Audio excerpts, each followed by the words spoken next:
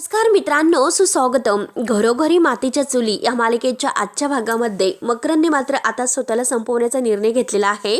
म्हणून तो विषाचा जो भरलेला ग्लास आहे सरबतामध्ये विष मिक्स केलेला आहे तो ग्लास मात्र आता पिऊन घेतो आणि जानकीला म्हणतो की आता तुमच्या सगळ्यांचा मी निरोप घेत आहे तर. आणि आता मात्र डोळे बंद करतो. त्याला त्रास व्हायला सुरुवात होते. जानकीला अगोदर वाटत असतं की हा खोटं बोलत आहे, परंतु जेव्हा आता जानकी त्याची अवस्था पाहते तर जानकीला खरंच आता एक मोठा धक्का बसतो. तिच्या पायाखालची जमीन सरकते. जानकी लगेच उठून आता म्हणते की मकरंद, तू का असा वेडेपणा केलास? आणि हे बघ मकरंद, मी तुला काही होऊन देणार नाही. चल आपण लगेच डॉक्टरांकडे जाऊयात. आणि तेवढ्यात आता मकरंदच्या तोंडातून आता फेस येत असतं. तिला उलटी होत असते. चल मकरंद, मी तुला हॉस्पिटलमध्ये घेऊन जाते, उठ लवकर. म्हणून जानकी आता त्याचा हात आपल्या खांद्यावर ठेवते आणि त्याला उठवण्याचा प्रयत्न करते. परंतु मकरंद काही आता शेवटच्या क्षणाला आलेला आहे. त्याला काही उठता येत नाही. आणि जेव्हा तो जानकीच्या खांद्याला धरून उठतो पण तेवढ्यात त्याचा तोल जातो आणि जोरात तो खाली पडतो. आता जानकी जोरात मकरंद असं ओरडते आणि त्या क्षणी आता मकरंदचा मृत्यू होतो. मकरंद आता सर्व काही हातपायांची हालचाल आहे ती बंद होते. आता जानकीला एक खूप मोठा असा जबर धक्का बसलेला असतो. तिच्या समोर आता मकरंदची डेथ झालेली आहे. आता मात्र जानकीच्या पायाखालची जमीन सरकते. ती पूर्णपणे शॉक होते. पूर्णपणे आता जानकीला काय करावं ते काही कळत नाही. ती स्तब्ध होते आणि खाली बसते. त्यानंतर आता इकडे आता ऐश्वर्याने मायाला खूप मारलेलं असतं आणि मारता मारता मात्र आता ही माया आहे तर ऐश्वर्यावर अगदी तुटून पडते. परंतु जेव्हा ती जोरात ऐश्वर्याला मारायला जाणार तोच लगेच ती तिचा नेम चुकवते. मायाला मात्र आता एक गचंडी देऊन पुन्हा आता ती डोक्यावर आपटवते आणि अगदी चांगली त्या मायाची धुलाई करते. ऐश्वर्या एक सणकणी मायाच्या कानामागे देते, परंतु आता माया सुद्धा पुन्हा तिच्या कानामागे देते. तरी सुद्धा आता ऐश्वर्या काही कमी नाही. ऐश्वर्या सुद्धा सणकणी परत तिच्या एक दुसऱ्या कानामागे देते आणि त्याच वेळेस मात्र आता माया आणखीन एक कानामागे ऐश्वर्याचे देते. दोघी आता एकमेकींना मारत असतात आणि तेवढ्यात आता पोलिसांच्या गाडीचा आवाज येतो. हॉर्न जोरजोरात वाजवत असतात आणि आता मात्र पोलिसांचा गाडीचा आवाज ऐकल्यानंतर माया आणि तिचे जे गुंड आहे तर तेथून मात्र लगेच धावतच सुटतात आणि तेथून मात्र पळून जाता जाता माया ही अगदी ऐश्वर्याला धमकावते, तुला बघून घेईल म्हणून. आणि त्याच वेळेस ती तेथून पळून जाते. आता ऐश्वर्याचा जीव अगदी कासावीस झालेला आहे, कारण तिचा अगदी पोटात मार लागल्यामुळे तिला नक्की काय करावं काही कळत नसतं. त्यानंतर आता इकडे ऋषिकेश जानकीला शोधत असतो. ऋषिकेशला असं वाटतं की नक्की मात्र आता ह्या ऐश्वर्याने काहीतरी केलेलं आहे जानकीला. म्हणून तो आता सयाजीरावांच्या घरी येतो आणि जोरात सयाजीराव असे आता ओरडतो आणि जोरात सयाजी काका ओरडत असतो. तेवढ्यात सयाजी काका आणि काबरे काकू बाहेर येतात आणि सयाजी रागाने त्याला म्हणतो, काय रे, ओरडायला काय झालं?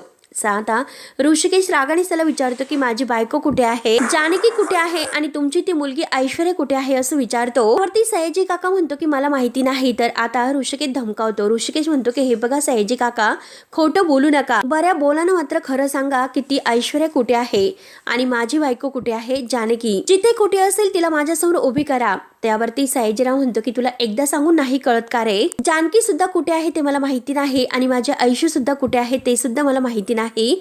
एकदा सांगितल्यानंतर का कळत नाही तुला? किंवा आता ऋषिकेशला माहिती असतं की कावेरी काकू नक्की सांगतील, म्हणून ऋषिकेश मात्र कावेरी काकूंना विचारतो की कावेरी काकू, खरंच तुमची ऐश्वर्या कुठे आहे आणि माझी जानकी कुठे आहे? त्यावरती कावेरी काकू म्हणतात की हे बघा ऋषिकेश राव, तुम्ही अगोदर शांत व्हा. आणि हे बघा ऐश्वर्या सुद्धा घरात नाही आणि बाहेर जाताना सांगून सुद्धा गेलेली नाही ती. ऋषिकेश राव, अगोदर काय झालं ते तरी सांगा. त्यावरती ऋषिकेश म्हणतो की कावेरी काकू, हे बघा तुमच्या ऐश्वर्याने पुन्हा काहीतरी कटकारस्थान केले आणि जानकीला अडकून ठेवलेलं आहे. तर कधीपासून मी जानकीला फोन करतो पण जानकी फोन उचलत नाही. कधीपासून आम्ही सगळेजण तिला शोधतो, अजूनपर्यंत तिचा काही पत्ता नाही आणि कावेरी काकू ती सापडत नाही. त्यावरती कावेरी काकू म्हणतात की ऋषिकेश राव, अहो तुमचा काहीतरी गैरसमज झालेला आहे. ऐश्वर्या असं कधीही नाही करणार, कारण आता तर जानकीबद्दल असणारं तिचं मत बदललेलं आहे. ऋषिकेश मात्र विश्वास ठेवायला तयार नसतो. ऋषिकेश म्हणतो की नाही, अजिबात नाही. त्यावरती त्या ओरडू कावेरी काकू म्हणतात की हे बघा मी खरंच सांगत आहे तुम्हाला. ऋषिकेश म्हणतो, तुमची ती मुलगी आहे ना अगदी रंग बदलणाऱ्या सरड्यासारखी आहे. जानकीला त्रास होण्यासाठी फक्त सुधारल्याचं नाटक करत आहे, बास, ती आणखीन काही नाही. आणि हे बघा कावेरी काकू, माझी जानकी भोळी आहे आणि पुन्हा ती ऐश्वर्याच्या बोलण्यात आली असेल. बोलता बोलता मात्र सयाजी काकांकडे त्याचं लक्ष जातं. सयाजी काका ऋषिकेशकडे पाहतच असतात. ऋषिकेश पुन्हा आता सयाजी काकांकडे बघत त्यांच्या समोर येतो. एक गोष्ट मात्र सयाजी काका लक्षात ठेवा, जर तुमच्या ऐश्वर्याने माझ्या जानकीला जर काही केले ना तर माझ्या इतकं वाईट दुसरं कोणीही नसेल, एवढं लक्षात ठेवायचं. आणि आता रागाने मात्र ऋषिकेश तेथून निघून जात असतो.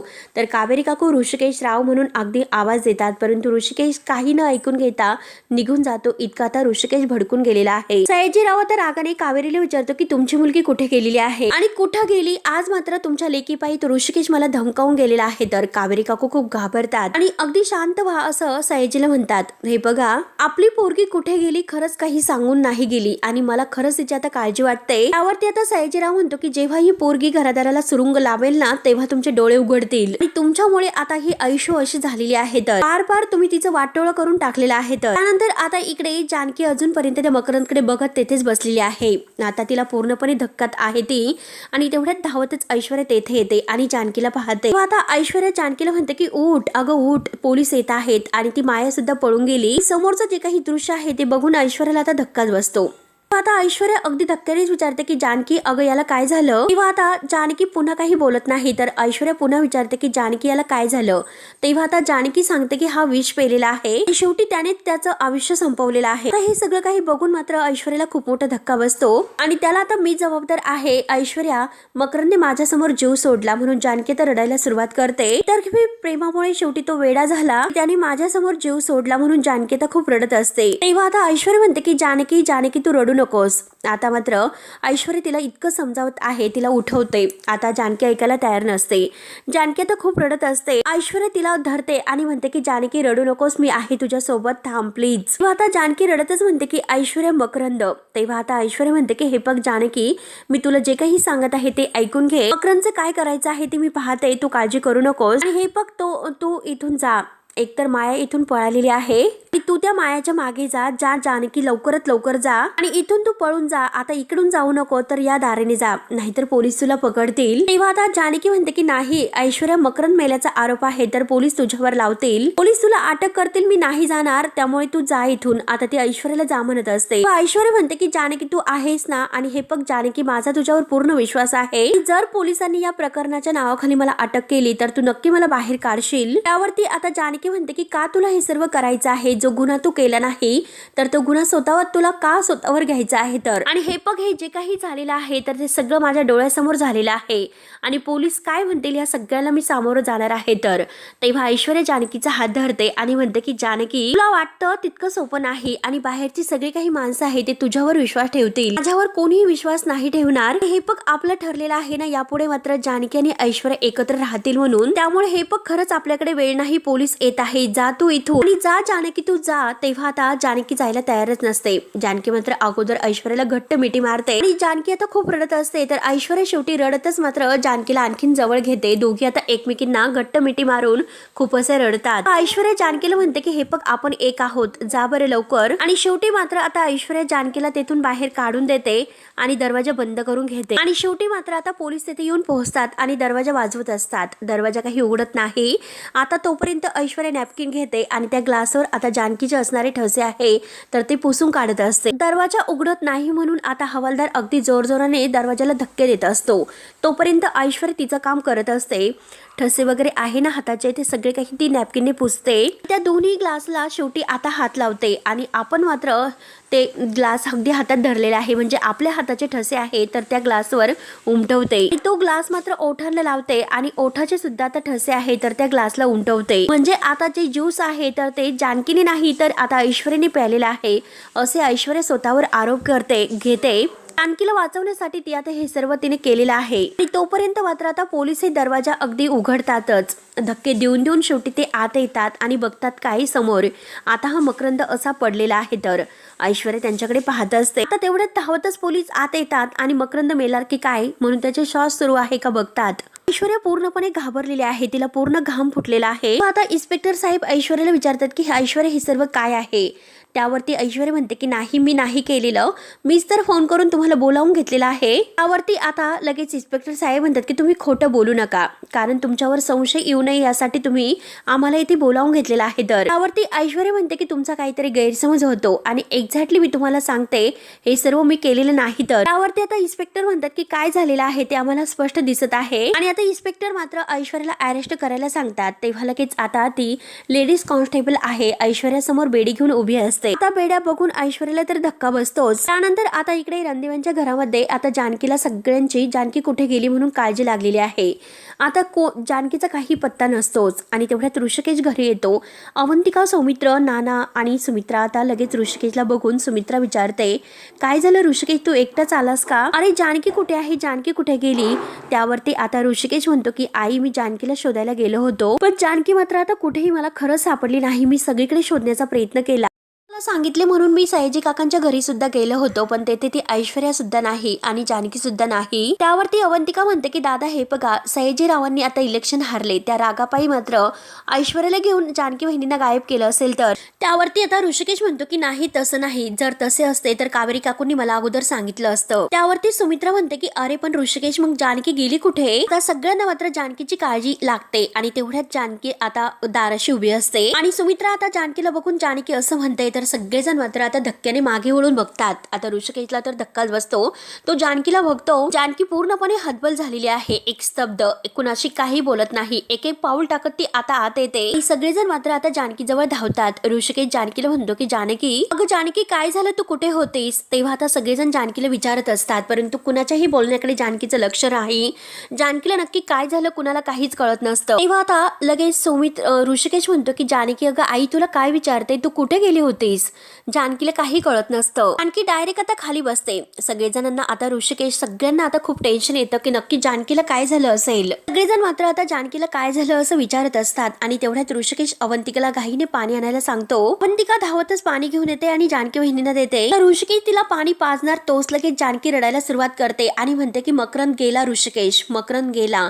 आता हे ऐकल्यानंतर सगळ्यांना आणखीनच धक्का बसतो. त्यावरती आता ऋषिकेश म्हणतो की गेला म्हणजे जानकी नीट सांग काय झालं आहे ते. जो काही प्लॅन मात्र आता जानकी आणि ऐश्वर्या ह्या दोघींनी केलेला आहे, त्या सगळ्या प्लॅन बद्दल मात्र आता जानकी ही सगळं काही घरच्यांना सांगते. जेव्हा मात्र आता जानकी तेथे गेलेली आहे मकरंदच्या जवळ किडनॅप करून, आता हे सगळं काही मात्र आता जानकी त्यांना सांगत असते की तेथे काय घडलं काय नाही. मकरंदच्या अवस्थेबद्दल सुद्धा ती सांगते. शेवटी त्याने मला फसून मात्र आता एका जे ग्लासमध्ये सरबत ओतलेलं आहे तर तेथे तो सरबत तोच पहिला, कारण ज्यामध्ये विष होतं ते. त्याने माझी परीक्षा घेतली आणि आता मात्र तो कायमचा सोडून गेलेला आहे. आणि सगळ्यांना हे सांगून मात्र जानकी खूप रडत असते आणि म्हणते की मकरंदने स्वतःचं आयुष्य संपवलं आणि आज मात्र त्याने माझ्यासमोर जीव सोडला, अगदी खूप रडतच सांगते. तेव्हा आता हे ऐकल्यानंतर सगळ्यांना एक प्रकारचा खूप मोठा धक्का बसतो. त्यानंतर आता इकडे ऐश्वर्याला पकडून पोलीस स्टेशनला घेऊन येतात. तेव्हा ऐश्वर्या म्हणते की सर माझं ऐकून घ्या, तुमचा काहीतरी गैरसमज होतो, मी पुन्हा पुन्हा तुम्हाला तेच सांगत आहे, काहीच केलेले नाही म्हणून. आता इन्स्पेक्टर साहेब म्हणतात की अहो, जेव्हापासून तुम्हाला पकडलं तेव्हापासून तुम्ही तेच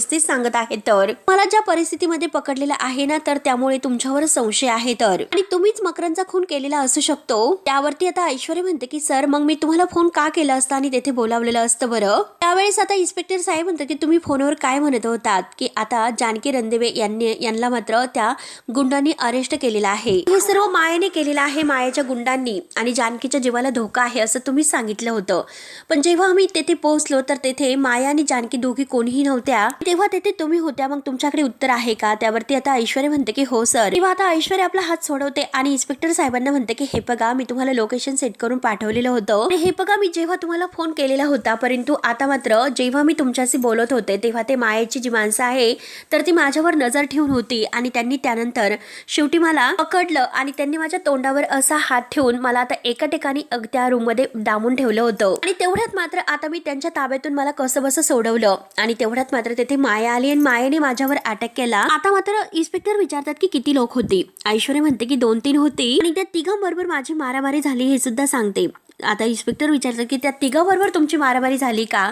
ऐश्वर्या हो असं म्हणते. तेवढ्यात तेथे माया सुद्धा आली, मायाने माझ्यावर अटॅक केला. वरती आता इन्स्पेक्टर पुन्हा विचारतो की म्हणजे मायासोबत सुद्धा तुमची मारामारी झाली का? त्यावरती ऐश्वर्या म्हणते की हो एक्झॅक्टली. आणि इन्स्पेक्टर म्हणतो की तुमची गोष्ट खरंच खूप छान आहे, परंतु विश्वास नाही ठेवू शकत आम्ही तुमच्यावर. जेव्हा आम्ही तेथे पोहोचलो तर तेथे मकरंदची डेड बॉडी होती आणि आम्ही तुम्हाला त्यानंतर पकडले. त्यावरती ऐश्वर्या म्हणते की म्हणजे तुम्हाला असं म्हणायचं आहे का मकरंदचा खून मी केला आणि सगळं काही त्यानंतर मी तुम्हाला बोलावून घेतलं घेतले तर आता इन्स्पेक्टर साहेब आहे ऐश्वर्यावर खूप भडकतात आणि म्हणतात की कुणाशी बोलतात याचं भान ठेवा ऐश्वर्या रणदिवे. यावरती आता ऐश्वर्या शांत होते आणि सॉरी असं म्हणून म्हणते की हे बघा मी काहीच केलेलं नाही आणि या प्रकरणाशी माझा काही एक संबंध नाही म्हणून. यावरती आता लगेच इन्स्पेक्टर साहेब म्हणतात की हे बघा आता तो खुनी कोण आहे ते शोधणं आमचं काम आहे, तर आता आमचे जी प्रयत्न आहे ते चालू आहेत. त्यावरती आता ऐश्वर्या वैतागून म्हणते अहो तोपर्यंत त्या मायाला पकडा, ती पळून जाईल आणखीन 4 खून करून. आणि हे बघा सर मी तुम्हाला सांगते की ती माया मकरनची बहीण आहे. त्यावरती आता इन्स्पेक्टर म्हणतात की मायाच्या आई वडिलांचा खून झालेला आहे आणि तिचा मकरनशी काय संबंध आहे. तेव्हा ऐश्वर्या म्हणते की सर हे सर्व खोटं आहे आणि हे सर्व मायाने घडून आणलेलं आहे, तिचाच हे सर्व मागे हात आहे. तर मात्र आता ऐश्वर्या ओरडोरडू सांगण्याचा प्रयत्न करत आहे, परंतु इन्स्पेक्टर साहेब काही ऐकायला तयार नसतात आणि शेवटी ऐश्वर्याला ते घेऊन जायला सांगतात. ऐश्वर्याला ती बाई आता ओढतच घेऊन जाते आणि आता ऐश्वर्या ओढत ओढत सांगत असते की मी काही केलं नाही म्हणून. तेव्हा आता हवालदार येतात. हवालदार मात्र इन्स्पेक्टरना विचारतात की तुम्हाला चहा सांगू का. तेव्हा आता इन्स्पेक्टर त्यांच्यावरच ओरडतो अगोदर पीएमच्या रिपोर्टचं काय ते बघा. त्यानंतर आता इकडे सयाजीराव खूपच भडकलेला आहे कारण ऋषिकेश इथे आला आणि माझ्याच घरामध्ये येऊन मला धमकावून गेला, तर त्याची हिंमतच कशी झाली. तेव्हा कावेरी काकू रडतच म्हणतात की अहो शांत व्हा, कारण त्यांना जानकी सापडली नाही, त्यासाठी मात्र इथपर्यंत ते शोधत आले असते. तेव्हा आता सयाजी म्हणतो की तो शोधत नाही आला, त्याच्या बायकोला मी लपून ठेवला असा आरोप तो माझ्यावर करत आला होता. आता हे सगळं तुमच्या मुलीमुळे आणि तुमच्यामुळे झालेलं आहे. आता माझी मुलगी आहे ते नाणं सुद्धा खोटं निघालेलं आहे, तेवळ तुमच्यामुळे. सांगा लवकरात लवकर आयशू कुठे आहे म्हणून. कावेरी काकू रडत म्हणतात की अहो एकदा सांगितलं खरंच मला नाही माहिती की ऐश्वर्या कुठे गेली म्हणून. तेव्हा आता सयाजी जोरात आता कावेरी काकूवर ओरडतो की तुम्हाला काय माहिती असतं, पण आता हळूहळू सगळं काही माझ्या लक्षात यायला सुरुवात झाली आहे. तर आणि तुम्हीच आहात की तिला मात्र त्या जानकीबद्दल गोड करून दिले. त्या जानकीची गोडी तुम्ही तिला लावली आणि शेवटी जानकी येथे येऊन गेली हे सुद्धा तुम्ही माझ्यापासून लपवलं. कावेरी काकू म्हणतात की अहो असं काही नाही, तुम्ही उगाच गैरसमज माझ्याबद्दल करून घेतलेला आहे. तेव्हा सयाजी ओरडतो. सयाजी म्हणतो की बास करा तुमची ही नाटकं. आता मात्र सयाजी खूप भडकलेला आहे. तुम्ही आणि तुमच्या ऐश्वर्याने मला शेवटी मान खाली घालायला लावली. मी तुम्हाला शेवटचं विचारतो की आयशू कुठे आहे म्हणून. तेवढ्यात सयाजीचा माणूस सांगायला येतो की साहेब हवालदार आलेले आहेत. तेव्हा सयाजीराव हवालदारावरच ओरडतात की काय रे, माझ्या घरात येण्याची हिंमत मला न विचारता कशी झाली बरं तुझी. त्यावरती आता हवालदार सांगतात की सयाजीराव तुम्हाला पोलीस स्टेशनला बोलावण्यात आलेलं आहे. त्यावरती सयाजी रागानेच विचारतो की कशाला बोलावलं. तेव्हा आता हवालदार सांगतात की तुमच्या मुलीला खुनाच्या आरोपाखाली अटक झालेली आहे. त्यानंतर मात्र आता सयाजी काका आणि कावेरी काकू यांना खूप मोठा एक धक्का बसतो. त्यांच्या पायाखालची जमीन सरकते. कावेरी काकू म्हणतात की काय ऐश्वर्याने खून केला नाही, ऐश्वर्या कधीही खून नाही करू शकत असे रडतच म्हणतात. त्यानंतर आता इकडे जानकीने जे काही झालेलं आहे ते सगळं काही आता ह्या रणदेवांना सांगितलेलं आहे. आता रडत असते ती खूप आणि म्हणते की मकरनने माझ्यासमोर विष घेतलं आणि मी काहीच करू शकले नाही. ऋषिकेश त्याने माझ्यासमोर जीव सोडला आणि मी काहीच करू शकले नाही म्हणून जानकी आता खूप रडते. तर ऋषिकेश तिला समजावतो आणि मकरनने आयुष्य संपवलं ऋषिकेश म्हणून ती ऋषिकेशच्या मिठीतून खूप अशी रडते. त्यावरती आता सौमित्र विचारतो की अगं हे बघ वहिनी, आता तो इतके दिवस तुला त्रास देत होता, मग त्याने स्वतःला संपवण्याचं असं ऑप्शन का निवडलं. त्यावरती आता जानकी म्हणते की मला तर असं वाटतं की त्याला त्याच्या वागण्याचा पश्चाताप झाला असेल म्हणून त्याने हे पाऊल उचललं. सौमित्र म्हणतो की बघ अगं जानकी वहिनी, त्याने सगळं आपलं आयुष्य उद्ध्वस्त करून ठेवलं होतं आणि जर त्याने त्याचं आयुष्य संपवलं तर त्यात काय प्रॉब्लेम आहे, आपल्यासाठी चांगलीच गोष्ट आहे ना. अगं तू स्वतःला का त्रास करून घेतेस. तेव्हा आता ऋषिकेश सुद्धा जानकीला समजावतो जानकी हे बघ वाईटाचा अंत आहे, तो कधी ना कधी होतच असतो. असं समजायचं की आपल्या आयुष्यामधील एक वाईटाचा अध्याय आहे तो संपून गेलेला आहे. तर त्यावरती जानकी म्हणते की नाही, अजून काही संपलेलं नाही. ती माया मकरनची बहीण आहे अजून. जोपर्यंत आपण तिला पकडत नाही तोपर्यंत आपण यातून खरंच नाही सुटू शकत. आणि यामध्ये मला सगळ्यात जास्त काळजी वाटते ती ऐश्वर्याची. तिला तर काही झाले नसेल ना. आता ऐश्वर्याची काळजी लागते म्हटल्यानंतर सगळेजण एकमेकांकडे पाहायला सुरुवात करतात.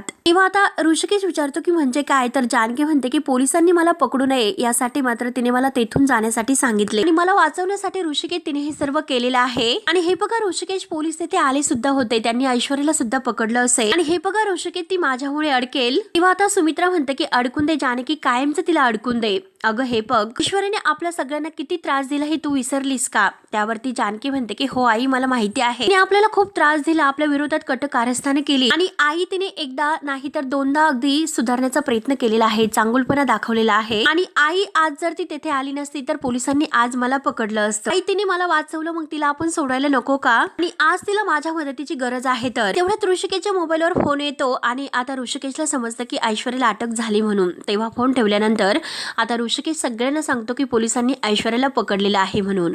तेव्हा आता सगळ्यांना धक्का बसतो आणि जानकीला तर खूपच जास्त. नंतर आता इकडे सयाजी आता पोलीस स्टेशनला आलेला आहे आणि तो इन्स्पेक्टर अगदी जाधव आहे तर त्यांच्यावर खूप भडकत आहे की तू माझ्या पोरीला इथे घेऊन का आलास, ताबडतोब तिला सोडून दे. त्यावरती आता इन्स्पेक्टर म्हणतात की ते शक्य नाही, तुमच्या मुलीच्या विरोधात ही केस आहे ती खूप स्ट्रॉंग आहे त्यामुळे आम्ही तिला नाही सोडू शकत. सयाजी त्याला धमकावतो की तुला हे सर्व खूप महागात पडेल. तेव्हा आता लगेच इन्स्पेक्टर साहेब म्हणतात की हे बघा धमकी देतात का. सयाजी म्हणतो की सावध करतोय, मी सयाजीराव विखे पाटील आहे आणि माझी मुलगी आहे त्यामुळे त्रास तर मला होईनच. आता इन्स्पेक्टर साहेब म्हणतात की हे बघा शेवटी कायद्याची भाषा आम्हाला सुद्धा कळते आणि आता तुम्हाला तुमच्या मुलीची इतकी चांगली काळजी आहे तर त्यासाठी वकील शोधा आणि तिच्या जामिनीचं काय आहे ते अगदी बघा. तेव्हा आता लगेच सयाजी जोरात त्या पवारावर ओरडतो आणि म्हणतो की पवार, मला सांगण्याची गरज नाही, माझ्या पोरीसाठी नेमकं काय करायचं आहे ते माझं मला कळतं, माझी पोरगी कुठे आहे ते फक्त मला सांग. तेव्हा लगेच आता इन्स्पेक्टर पवार मात्र बोरकरांना सयाजीला तिकडे घेऊन जायला सांगतो ऐश्वर्याला भेटायला. ऐश्वर्या जेलमध्ये असते तर सयाजी तेथे येतो. आता ऐश्वर्या म्हणते की डॅडा बघा अहो मी काहीच केलेलं नाही, मी त्यांना सांगण्याचा प्रयत्न करते परंतु ते मला सोडायला तयारच नाही. डॅडा तुम्ही काहीतरी असं करा की मला प्लीज येथून सोडवा. तेव्हा आता सयाजी म्हणतो की पोरी मी तुला बाहेर काढतो पण इतकं सगळं काही झाल्यानंतर सुद्धा तुझ्या डोक्यात प्रकाश पडला की नाही. अगं हे बघ मी तुला सांगितलं होतं की त्या जानकीच्या नादाला लागू नको आणि तू काय केलंस, माझं तर ऐकलं नाहीस आणि शेवटी स्वतःच्या पायावर धोंडा पाडून घेतला. आणि आता मला खरं खरं सांग की नक्की तेथे काय झालं होतं, तेथे तुझ्यासोबत कोण कोण होतं. तेव्हा ऐश्वर्याला तो जो काही प्रकार आहे तो सर्व आठवतो. तेव्हा ऐश्वर्या खोटं बोलते. ऐश्वर्या म्हणते की तेथे कोणी नाही, फक्त मी एकटीच होते.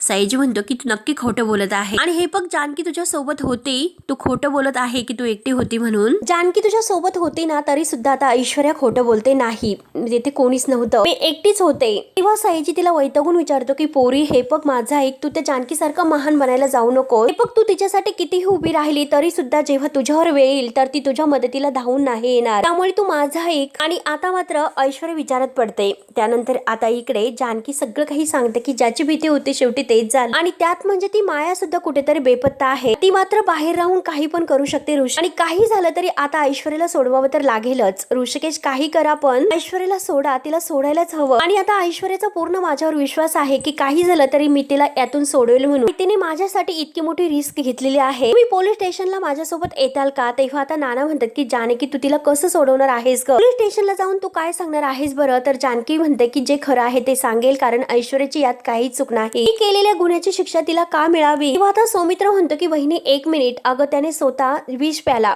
आणि आता तो स्वतःचा जीव त्याने संपवला, मग तू कशाला स्वतःला गुन्हेगार समजवते. आणि मायाचं काय तर ते पोलीस बघून घेतील, एकदा ती सापडली तर आपण तिला कायद्याचं उत्तर देऊ. आणि आता अवंतिका ही वहिनीला समजावते की भावनाच्या भारी जाऊन मात्र काहीतरी असं भलतं स्टेटमेंट देऊ नका, जर चुकीचं स्टेटमेंट तुम्ही बोलला तर त्याचे जास्त परिणाम होऊ शकतात. ती वहिनी यासाठी तुम्हाला आयुष्यभर शिक्षा होऊ सुद्धा शकते, पण त्यांची केस परत स्टडी करून बघूयात. तेव्हा आता जानकीचं कोणी ऐकून घ्यायला तयारच नसतं. आता ऋषिकेश म्हणतो की ते सांगतात त्यांचं ऐक, जानकी मात्र कोणाचं ऐकून घ्यायला तयारच नसते. जानकी म्हणते की काही झालं तरी शेवटी ऐश्वर्याला सोडवायला मी जाणार आहे. आणि हे बघा आता ही ऐश्वर्या आहे तर ती चांगलं वागायला तिने सुरुवात केलेली आहे आणि जर तिचा आपण विश्वासघात केला तर तिच्यातील चांगुलपणा जे काही अगदी माणसं आहे तर ते सगळं काही गैरसमज आहे तो दूर होईल आणि शेवटी तिचा चांगुलपणावर असणाऱ्या माणसांचा विश्वास उडेल. काही झालं तरी शेवटी मी तसं नाही होऊन देणार, माझ्यावर जो विश्वास टाकलेला आहे तर तो मी सार्थक लावणार आहे. मी कोणीही माझ्या बरोबर नाही आला तर शेवटी मी एकटी जाईल. जानकी आता जायला निघते तर सौमित्र तिला थांबवतो आणि म्हणतो की वहिनी हे बघ पोलीस स्टेशन मध्ये जे काही आहे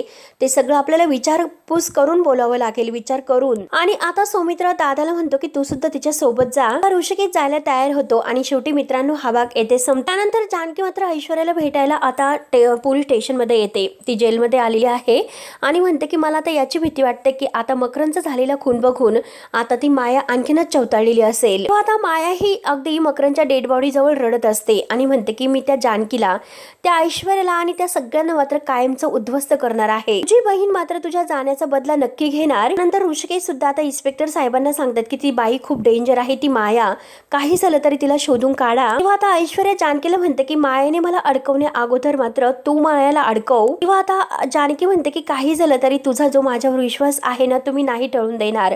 तर ऐश्वर्या म्हणते की माझा तुझ्यावर पूर्ण विश्वास आहे. तेव्हा आता मित्रांनो पुढे नक्की काय होतं हे बघण्यासाठी आपल्या चॅनलला नक्की सबस्क्राईब करत राहा. धन्यवाद.